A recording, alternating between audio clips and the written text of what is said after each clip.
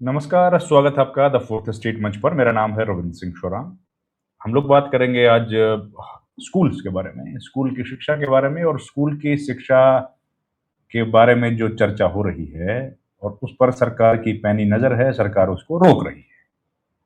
सरकार स्कूल्स में जाने से किसी भी व्यक्ति को रोक रही है, वो नहीं चाहती कि कोई वहाँ जाए। अब क्यों ना जाए? एक तरफ तो सरकार बताती है कि हम लोग तो दिन-रात काम करते हैं, प्रधानमंत्री मोदी तो 18-20 घंटे काम ही करते रहते हैं, सोते ही नहीं हैं। नायब सैनी भी बहुत काम करते हैं, मनोहर लाल खट्टर भी दिन-रात लगे रहते थे। तो फिर छिपाना क्या है? स्कूल्स में जाने से किसी को क्या दिक्कत है? कोई जाए स्कूल और सरकार की तारीफ करे, इतने अच्छे काम किए हैं तो। लेकिन सरकार ने अब एक आदेश जारी किया है, हरियाणा सरकार की बात कर रहा हूँ। यूपी सरकार ने पहले कर दिया था, राजस्थान ने भी कर दिया था, अब हरियाणा ने भी कर दिया है कि भैया स्कूल कोई जाएगा ही नहीं। स्कूल कोई आदमी आउटसाइडर जो है वो नहीं जाएगा। सुशील मानव जी से पूछते हैं इसके अंदर की कहानी क्या है। सर नमस्कार, स्वागत है आपका। जी जी नमस्कार। सर ये क्या आदेश पारित हुआ है, थोड़ा बताइए ना। सरकार ने जब इतना बढ़िया काम किया है तो किस बात का डर है? देखिए, जो कोकरोच जनता पार्टी ने जो एक कैंपेन शुरू किया हुआ है स्कूलों को स्कूल ठीक सुधार। करो, हाँ, स्कूल ठीक करो। स्कूल ठीक करो। उसको लेके पिछले 15 दिन में पिछले मतलब एक हफ्ते में लगभग 15 स्कूल विजिट किए थे इन्होंने। और भिवानी में तो एक स्कूल के अंदर मिड डे मील के अंदर कीड़े चलते मिले थे। ओह। बाथरूमों की हालत थी कि वो जाने लायक नहीं थे, टूटे हुए भी थे और बदबूदार भी थे। अब कल शाम को कल जो देश अपना हरियाणा के जो शिक्षा मंत्री हैं महिपाल सिंह ढांडा, ये हांसी में थे डिस्ट्रिक्ट ग्रीवेंसेस कमेटी की मीटिंग में।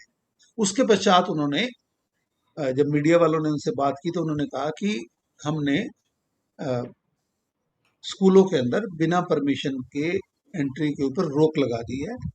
बिना सरपंच तथा स्कूल मैनेजमेंट कमेटी के परमिशन के कोई स्कूल में नहीं घुस पाएगा। साथ में उन्होंने ये कहा कि ये हम सिर्फ इसलिए कर रहे हैं कि स्कूलों की सुरक्षा का सवाल है, बच्चों की सुरक्षा का सवाल है, एटसेट्रा। ये कहने की कोशिश की कि हम इसलिए नहीं कर रहे हैं कि हमारे स्कूलों की कोई स्थिति एक्सपोज हो रही है। आप तो जैसे पहले बता चुके हैं कि स्कूलों इससे की पहले। सुरक्षा, सुशील जी, स्कूलों की सुरक्षा तो सरकार को उन मिड डे मील में मिलने वाले कीड़ों से करनी चाहिए। खतरा तो जी उन कीड़ों से है जी आम बच्चे को। जी। मगर आप देखिए ना कि मल्टीपल बीजेपी रूल्ड स्टेट्स में यही तो हुआ है। अ, महाराष्ट्र में जो दीपके हैं उनके खिलाफ एफआईआर लॉन्च हुई है। जो हाँ। राजस्थान में जो सीजेपी के कार्यकर्ता एक स्कूल में जयपुर के पास किसी स्कूल में जा रहे थे, तो वहां पे उनका पीछा करके और उनको बड़ी तरह पीटा गया। और उनका सीजेपी के कार्यकर्ताओं का यही आरोप है कि ये पिटाई करने वाले भारतीय जनता पार्टी के वर्कर थे। इसी तरह हाँ से उत्तर प्रदेश में भी ये हुआ है कि यूट्यूबर्स को या जो वीडियो बनाने वाले हैं उनको स्कूलों में रोक लगाई जाए। तो सर ये लगा क्यों रहे हैं? हरियाणा में तो कमाल की सरकार चल रही है, फिर यहाँ क्यों रोक लगाने की जरूरत पड़ गई? अब जाहिर है कि जब आप स्कूलों में दिखाएंगे कि यहाँ पे जो मिड डे मील बच्चे खा रहे हैं उसके अंदर कीड़े चल रहे हैं, तो सरकार को। बट मैं एक चीज जरूर कहूंगा कि जैसे जेन जी का जो आंदोलन हुआ जंतर मंतर में, उसने मजबूर किया प्रधानमंत्री नरेंद्र मोदी को मिडनाइट के समय पे एक इंस्टा पे अपनी रील डालने को। वही हालात अब सीजेपी के इस कैंपेन के भी देखने को मिल रहे हैं। कैसे? हम्म। नंबर एक तो हरियाणा ने कल परसों बल्कि 130 करोड़ रिलीज किए हैं। उसके अंदर ये उन्होंने कहा है कि पूरी स्टेट के अंदर 2800 काम आइडेंटिफाई किए हैं जिनको करवाए, तुरंत करवाया जाए। दूसरा, आज सुबह महिपाल ढांडा ने अपना एक 4 फोटोग्राफ्स के साथ एक फेसबुक पोस्ट शेयर किया है जिसके अंदर वो करनाल के किसी गांव के स्कूल में जाके बच्चों से भी इंटरेक्ट कर रहे हैं, स्कूल का इंस्पेक्शन कर रहे हैं और टीचर से बात कर रहे हैं, ग्रामीणों से बात कर रहे हैं। और मजे की बात ये है कि वो जो रूटीन में वो कुर्ता पजामा डाल के जाते हैं उसमें नहीं है। वो एक ट्रेंडी सी पैंट और टी शर्ट के अंदर एक युवा बन के वहां पे युवा। पहुंचे हुए हैं। हाँ, इसी तरीके से अगर आप देखें तो पहली बार राजस्थान के ये अंदर। शिक्षा शिक्षा मंत्री वही है ना जो कुछ रोज पहले जिनका एक वीडियो वायरल हुआ था अंग्रेजी में? हाँ, शिक्षा मंत्री वही है। वही है ना? बिल्कुल बिल्कुल।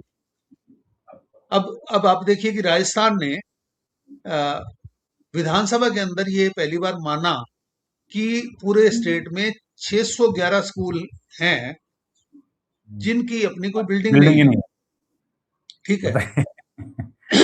साथ ही उन्होंने जो मुख्यमंत्री वहां के भजनलाल शर्मा हैं उन्होंने अनाउंस किया 3 साल में लगभग 12,500 करोड़ रुपए स्कूलों पे लगाए जाएंगे, शिक्षा पे लगाए जाएंगे। इसी तरीके से महाराष्ट्र में बावजूद दीपिके के खिलाफ एफआईआर होने के वहां के जो डिप्टी चीफ मिनिस्टर हैं एकनाथ शिंदे, उन्होंने 4 घंटे तक स्कूल एजुकेशन डिपार्टमेंट के अधिकारियों से मीटिंग करके कहा कि मिशन मोड के अंदर स्कूलों में सुधार कीजिए।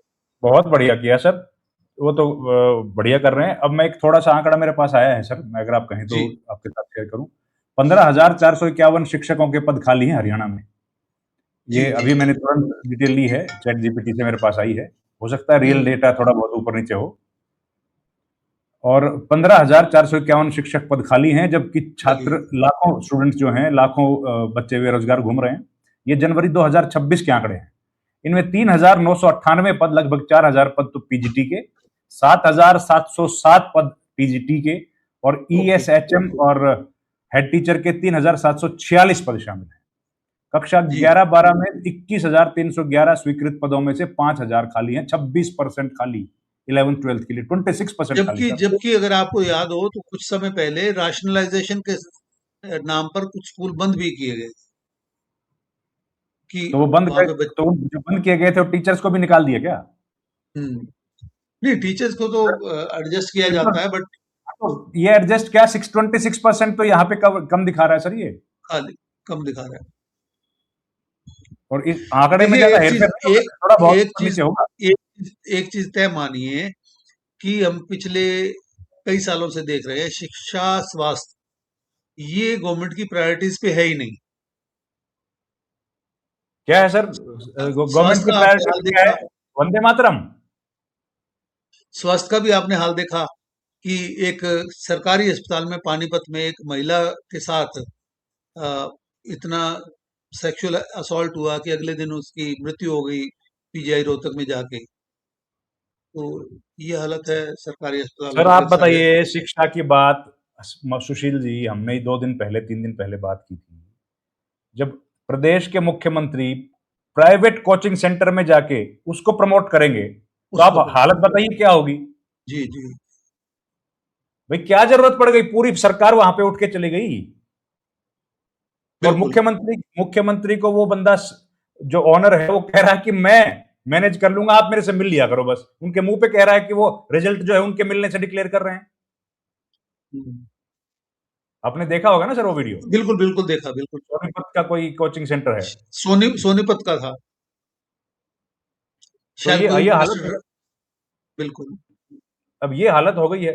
तो सर अब ये कई स्कूल्स की हमले हमने देखी, उनकी वीडियोज आ रही हैं, हरियाणा से भी आई, बाकी स्टेट से भी आई। सर छिपाने से क्या हो जाएगा? कुछ होगा? लोग तो अब रुकने वाले तो है नहीं, क्या रुक जाएंगे? नहीं देखिए और अब अपना अधिकार मांगना है तो। बिल्कुल बिल्कुल ये आप मैं जैसे कह रहा हूँ ना कि अब वो क्या करेंगे उसके ऊपर बाद में पता लगेगा मगर ये तो असर तो दिख रहा है।